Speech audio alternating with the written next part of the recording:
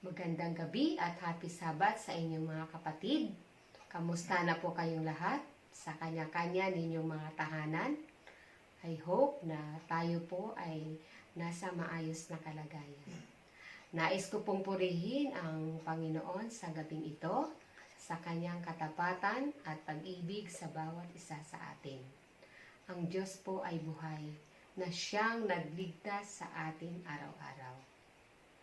Ang Arenas Family po ay siyang magdadala ng programa ngayong gabi.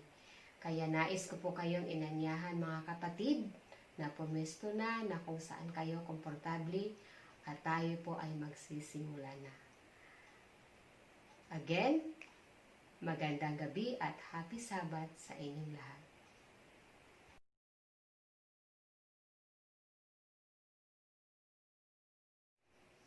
For our hymn of adoration and praise, let us all sing with the song hymn number 11, 1-1.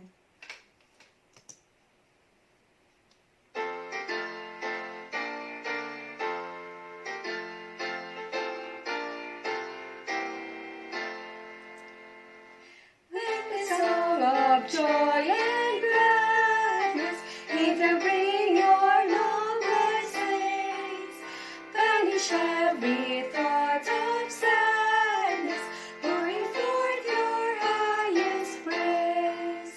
Sing to him whose care has brought us once again with friends to meet, and whose loving voice has taught us of the way to Jesus' feet.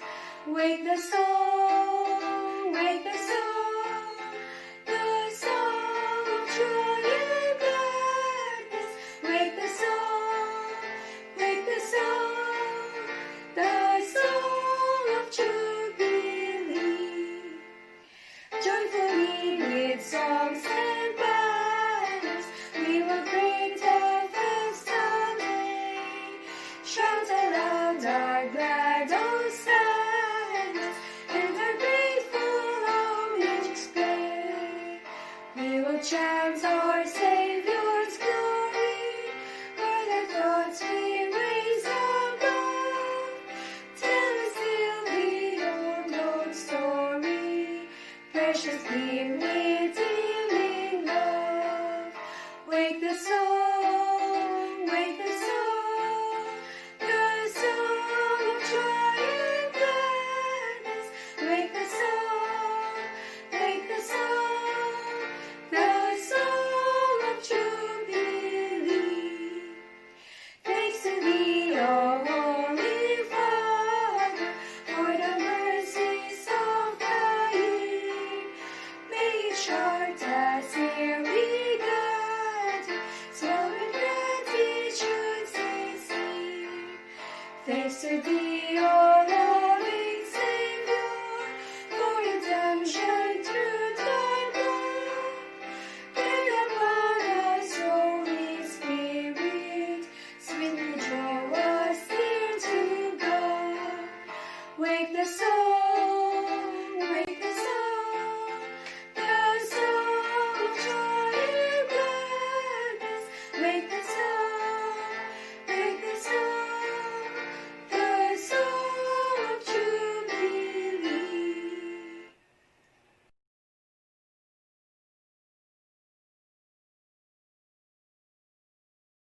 Mga kapatid, manalangin po tayo. Dakilang Ama, Diyos na makapangyarihan sa lahat, narito kami na inyong mga anak. Nagpapakumbabang lumapit sa iyo upang ikaw ay aming pasasalamatan at pagpupurihan. Kami po ay nagagalak na makasama kayo ngayong gabi sa inyong banal na araw na ibinigay sa amin. Maraming salamat po, Ama, sa isang linggong nakalipas na inyo kaming sinamahan. Salamat sa kalusugan, kalakasan, at sa pagpatuloy na pagbibigay ng aming mga pangangailangan araw-araw. Panginoon, kami po ay humaharap sa isang pandaigdigang krisis kaugnay ng paglaganap ng virus na COVID-19. Ngunit Ama, ito po ay hindi hadlang sa aming paglilingkod sa inyo. Hindi man kami nakapunta sa iyong bahay-sambahan, ngunit Ama, narito kami sa aming mga kanya-kanyang tahanan. Patnubayan niyo po kami, Ama, sa aming pagtitipon upang maitampok namin ang inyong banal sa araw na ito. Ama, inilalapit namin ang aming mga frontliners, aming mga nurse, mga doctors, na sila po ang nangangalaga sa may mga karamdaman. Bigyan niyo po sila, Ama, ng mabuting kalusugan para po sila hindi madapuan ng sakit. Ganon din po, Ama, ang mga taong nagkaroon ng virus. Hiniling po namin, Ama, ang iyong agarang kagalingan na sila po, Ama, gumaling at makasama nila ang kanilang pamilya. Ama, tulungan niyo po kami na maging mahinahon at hindi matakot at ligtas sa salot na ito. Kami po ay nagpapakumbaba at sumasamong na dinggin ang aming mga panalangin. Ito po ang aming panalangin sa matamis na pangalan ni Jesus. Amen.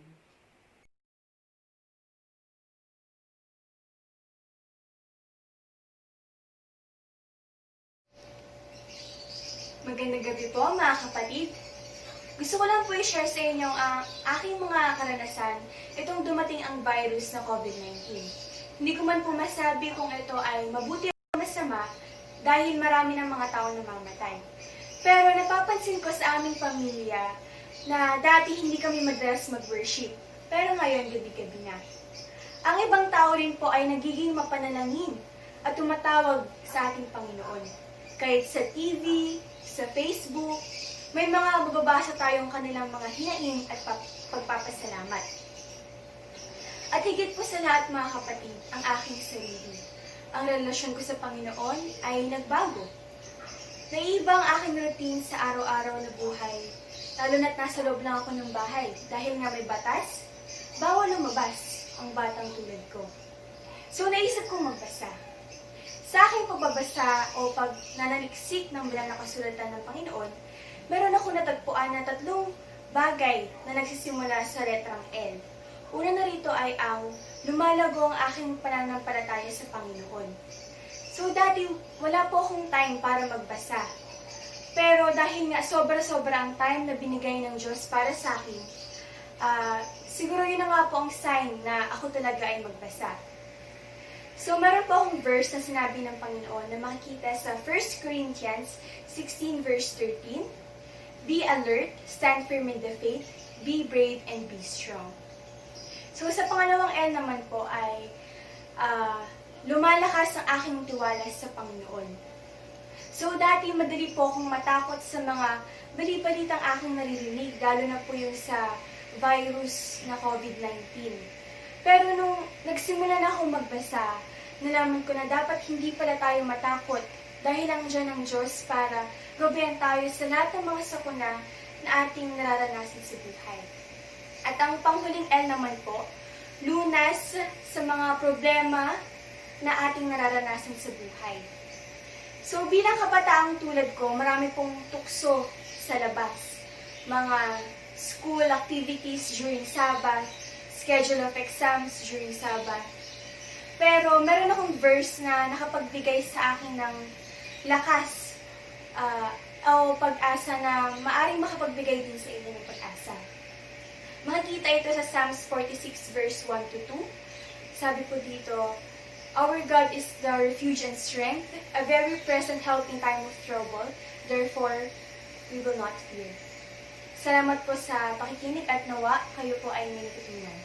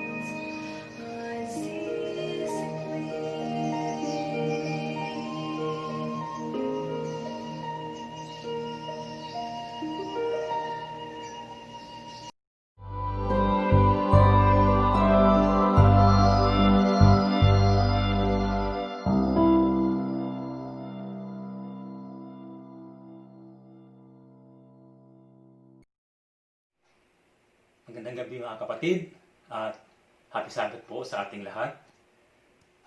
Tayo ngayon nagpapasalamat sa gabing ito at tayo muling nagkasama. Bagamat tayo po ay wala sa bahay-sambahan, patuloy po tayong purihin at sambahin ang ating Panginoon. Marami pong salamat sa Panginoon sa isang linggo uling pagpapala, pagbibigay sa atin ng ating pangangailangan sa araw-araw. Marami pong salamat, Panginoon. Purihin at ating pasalamatan din ang magandang mensahe ng awit. Bago po tayo magsimula sa ating pag-aaralan, tayo po ay yumuko sa panalangin. Ama naming Diyos na natataas ka ng mga langit, kayo po ay may-ari ng aming buhay at ang buong sanlibutan. Panginoon, sa gabing ito, kami mag-aaral ng iyong mga banal na salita. Aming hinihiling na kayo po ang manguna sa aming pag-aaral. Ito po ang aming samadalangin sa matamis na pangalan ni Jesus. Amen. Ang ating pag-aaralan ngayon gabi ay pinahugatan kong The Power to Give. Giving o pagbibigay ang ating lesson sa gabing ito. Napapanahon ang topic natin ngayon dahil sa nangyayaring krisis sa ating bansa. Maraming nagkakasakit at marami rin gumagaling. Kaya maraming salamat sa Panginoon. Sa giving o sa pagbibigay is may dalawang klase po yan. Mayroon tayong palabigay at mayroon din mga palakabig o yung palakabig. Sa ating lugar, sa ibang lugar may mga ibang LGU na sila ay palabigay at may iba naman na lugar na medyo mabagal ang kanilang pagbibigay. So, ang tanong, paano tayo magbibigay? O paano tayo magiging palabigay sa kabila ng ating pagiging likas na makasarili? So, saan tayo kukuha ng lakas at kapangyarihan para matalo natin ang ating makasarili? So, yan ang ating pag-uusapan ngayon, kung ano ang magagawa ng palabigay o mapagbigay. Yung naalala noong nasa deserto sina Moses, wala silang makain. Ang ginawa ng Panginoon ay nagpaulan siya ng mana at sinabi niya na pang isang araw lang ang ating kukunin. Pero hindi lahat ng mga tao ay sinunod ng sinabi ng Panginoon. So ang ginawa ng mga iba, kumuha sila ng marami, nag-impok ng marami. So ang nangyari doon, yung mga iba nasira, yung mga iba naman ay hinuod. So sabi ng Diyos kasi, ngayon lang gagamitin o yun lang kakainin. Pero yung mga iba, nag-impok. So, ibig sabihin nun, yung maraming nag-impok, isang patunay lamang na sila ay hindi na nahalik sa Panginoon. Kasi marami silang kinuha. Hindi nila sinunod ng Panginoon. So, why should we give? Bakit nga ba tayo magbibigay?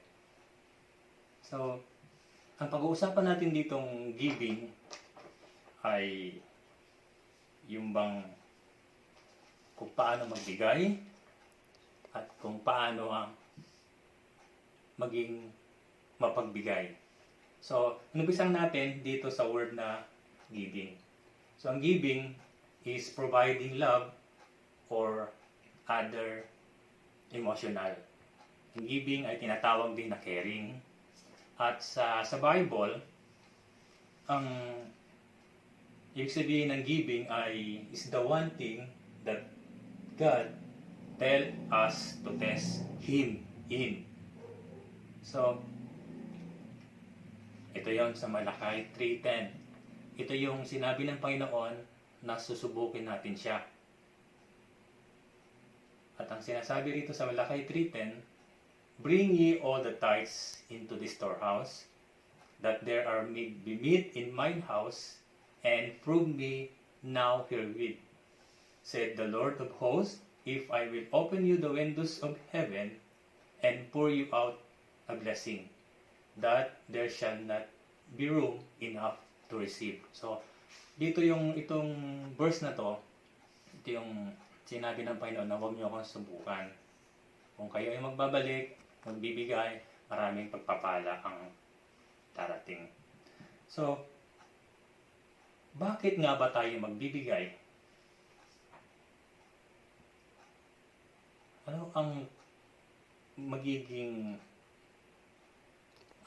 sukli o ang kabayaran kung tayo magbabayad o kung tayo ay magbibigay sa ating kapwa? So, ang pagbibigay ay bibigay natin ang ating hindi lang sobra, kundi bibigay tayo ng tulong, bibigay tayo ng kung wala tayong maibigay na material na bagay, bigyan natin sila ng good advice, bibigay tayo ng mga prayer o panalangin sa kanila. Okay? So ngayon ay mayroon po akong 5 puntos o 5 power to give. So why should we give? So give to God what due to God, and giving to other people as well with whatever is due to them or whatever we may able to give to them. So number 1, 5 points in giving is commanded by God. So ang bibigay pala ay utos ng ating Panginoon. Utos pala ng Panginoon ang pagbibigay. Nasabi sa Lucas 6:30, bigyan mo ang bawat sa iyo'y humihingi, at sa kumuha ng pag-aari mo'y huwag mong hingin uli. So, it's not only commanded by God, but also commended by God. Pinupuri at ikinapupuri ng Diyos ang pusong mapagbigay. Yan. So, wala na tayong ibang iisipin dahil command pala ng Panginoon ang pagbibigay. Number 2, tuloy tayo. Sa Gawa 20:35, sa isang verse, nagbigay halimbawa ako sa inyo sa lahat ng mga bagay na ganitong pagpapagal ay dapat kayo magsisaklolo sa mahihina at alalahanin ang mga salita ng Panginoong Hesus na siya rin ay may sabi, lalo pang mapalad ang magbigay kaysa sa tumanggap. Okay? So, ang pangalawang giving po ay giving is exemplified by God. So, giving is ipinakita ng ating Panginoon. Ang Diyos na mismo ang nagbigay ng halimbawa. Siya po ang unang nagbigay at ibinigay niya po ang kanyang kaisa-isang anak na si Jesus para sa ating kasalanan at sa ating kalinisan. Si Jesus din ay ipinakita rin niya ang kanyang pagbibigay.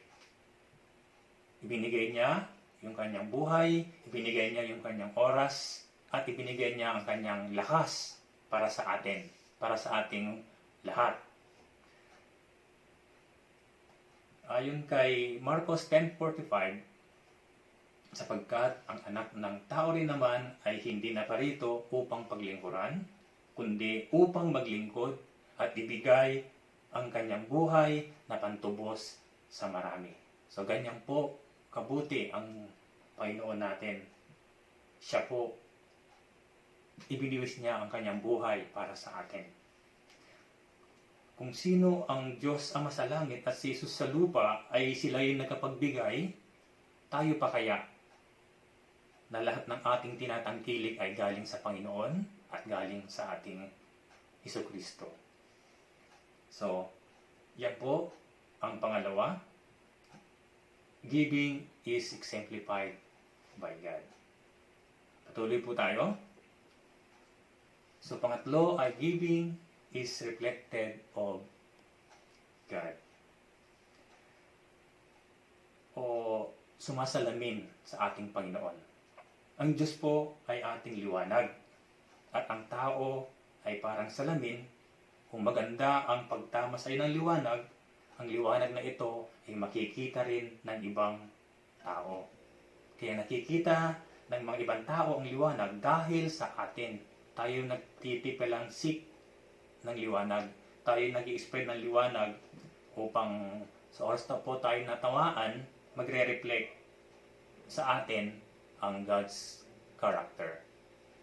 Okay po? Yung bang pag tayo natamaan ng salamin na yun, liwanag na yun, nagiging yung sa ibang tao, tayo magiging halimbawa. Kasi nasusunod natin ang character ng ating Panginoon.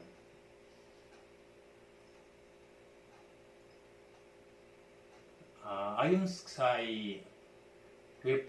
ito, basahin muna natin. We reflect the light because God is the light, and God is the giver. We who are mirrors and gems must reflect that giving spirit. Okay?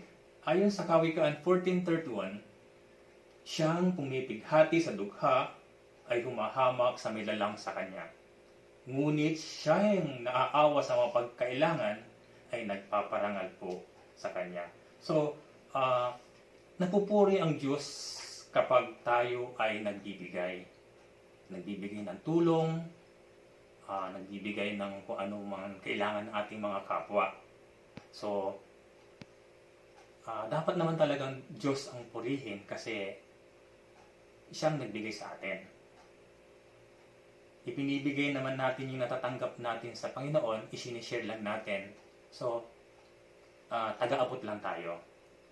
Dapat lang po na purihin at sambahin ang ating Panginoon. Kaya po, napakainam na tayo po ay palabigay. Yung bang bukas ang ating mga palad sa mga mahihirap. Hindi lang sa ngayong krisis.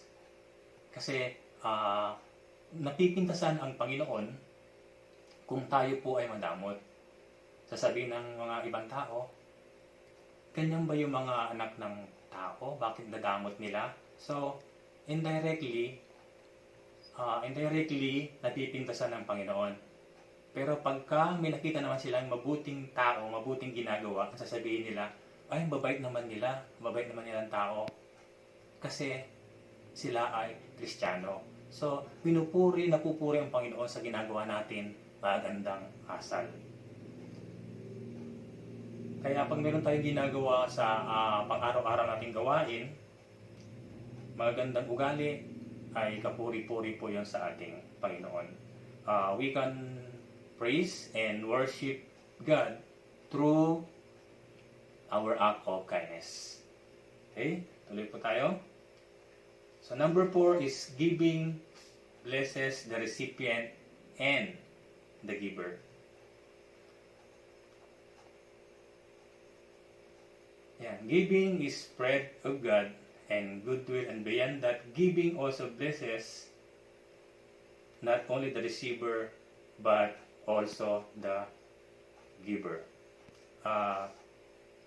Sa katunayan, nauna na po tayong tumanggap at pinagpala ng Diyos. Ang Panginoon kasi, pag nagbigay ka, lalo kanyang bibigyan. Halimbawa, pag nagtanim ka, aani ka. So, pag umani ka, marami ka naman buto, itatanim mo ulit. So, parang ganun ang nangyayari. Pag meron kang buto, ipamigay mo sa iba. So, pag-ikot-ikot lang po yun. Ulit-ulit lang cycle. Pag nagbigay ka, babaglik sa iyo. Susuklian ka ng Panginoon. So, pero pag pinasok mo naman sa cycle of poverty or cycle of selfishness, syempre, magdadamot ka na. Kasi isipin mo, ay, kulang. Hindi na ako magbibigay.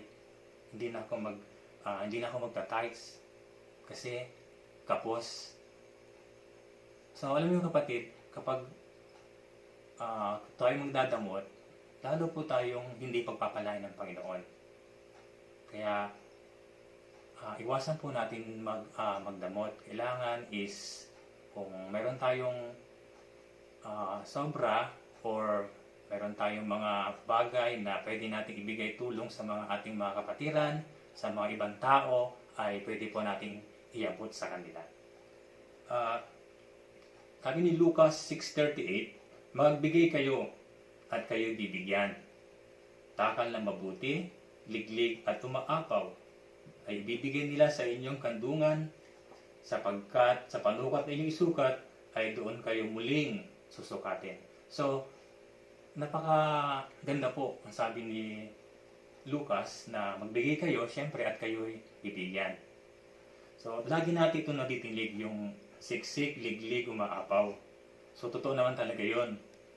Ibabalik sa atin ng Diyos kung tayo ay mapagbigay, kung tayo ay matulungin sa ating kapwa. So, pag gumawa tayo ng mabuti, gaya ng pagbibigay natin ng tulong, pagbibigay natin ng pangailangan ng ibang tao, para tayong may pinindot na sa switch ng pabrika na naandar lahat yung mga parts, hindi yung titigil hanggang hindi lumalabas yung magandang produkto niya. Pero kung gumawa ka naman ng kasamaan, hindi rin titigil yon ang kanyang pag-andar, pero ang lalabas na produkto nun ay kaparusahan naman kasi mali ang ginawa mo. So, hindi nakakalimot ang Panginoon sa paggawa natin ng mabuti. So, sa pagbibigay natin, susuklian ito palagi ng Panginoon. Okay? So, wag po natin agad-agad aantayin yung sukli o yung ibibigay ng Panginoon. Pwedeng isang linggo, pwedeng next month, doon natin malalaman kung tayo ay gipit, tapos may biglang darating na blessings, yun, malala natin, ay, yun pala yung sukli ng ginawa kong kabutihan nung nakaraan linggo o nakaraang buwan. Okay? Next, tuloy po tayo. At ang panghuli ay giving pleases God. So, ang pagbibigay pala ay nakakalugod sa ating Panginoon. So, kay Mateo, chapter 19, verse 21, sinasabi dito, sinabi sa kanya ni Jesus, kung ibig mong maging sagdal, humayo ka.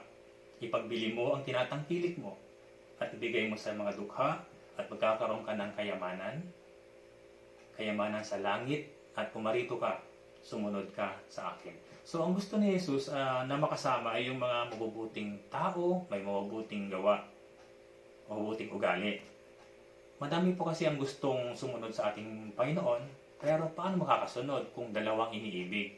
Andyan yung iniibig ang Panginoon, tapos iniibig yung kayamanan sa lupa.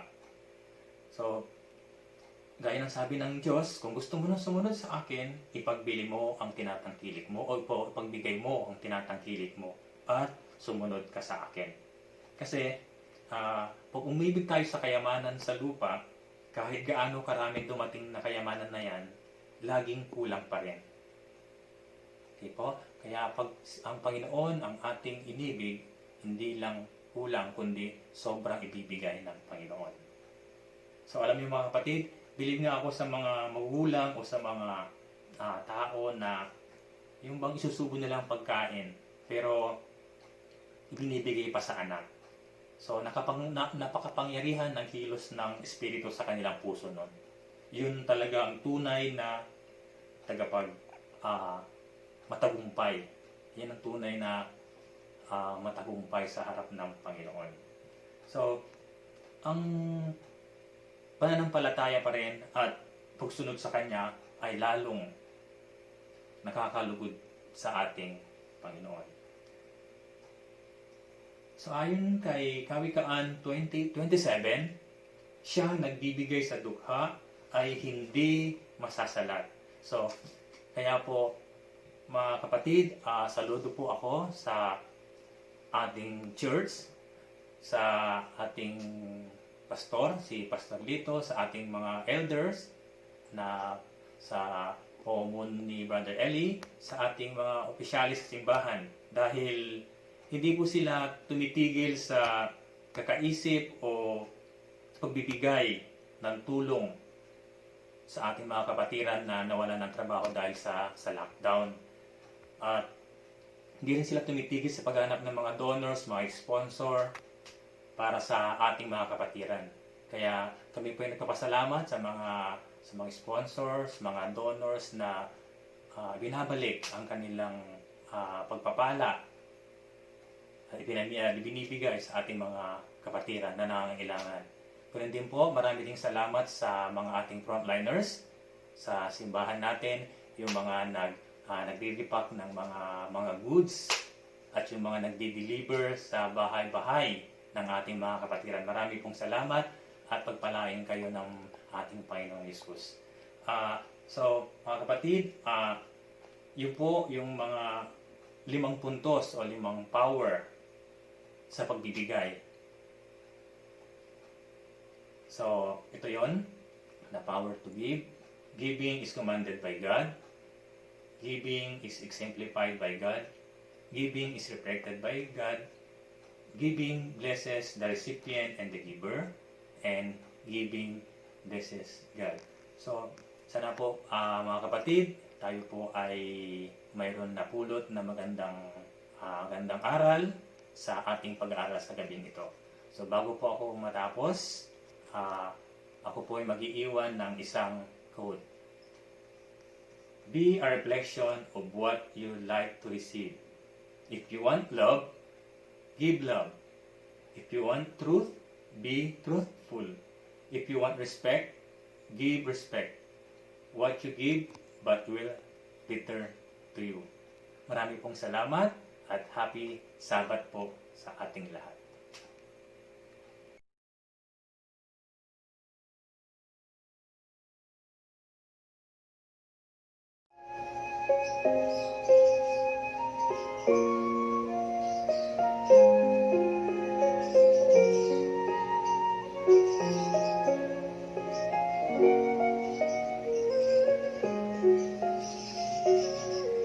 Numbers the stars, and it calls them by name. You watch every sparrow, and the nest whence it came. He cares for the lilies, so lovely to see, because he loves them so. I know he loves me.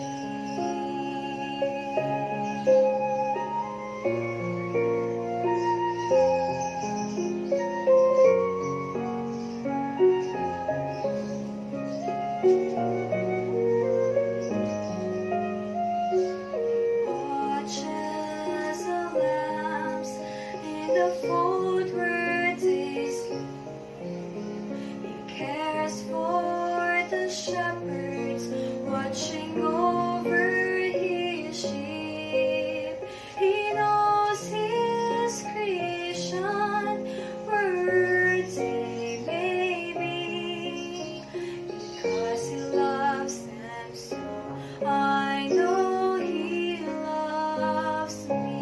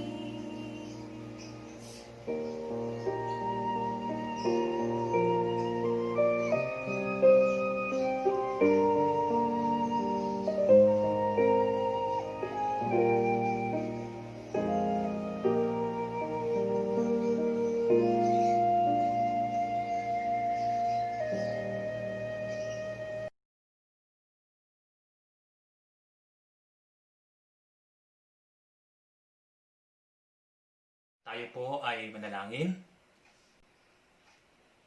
Panginoon po namin Diyos, banal at makapangyarihan sa lahat. Salamat po Ama sa pangunguna niyo sa lesson na aming pinag-aralan ngayong gabi. Tulungan kami na ito'y maisabuhay namin hanggang sa inyong pagbabalik. Patawad po sa pagkakasala, lalo po sa aming pagkamakasarili. Humingi kami ng tawad Panginoon dahil sa kabila ng lahat ng kabutihan at biyayang natanggap namin ay puro kasalanan pa ang aming naigaganti sa iyo. Panginoon, gabayan mo po kami, pukawin mo ang aming isip at damdamin upang sa ganun po'y makapagbigay kami ng papuri sa inyong dakilang pangalan. Marami pong salamat Panginoon sa pagdinig sa aming panalangin sa matamis na pangalan ni Jesus. Amen.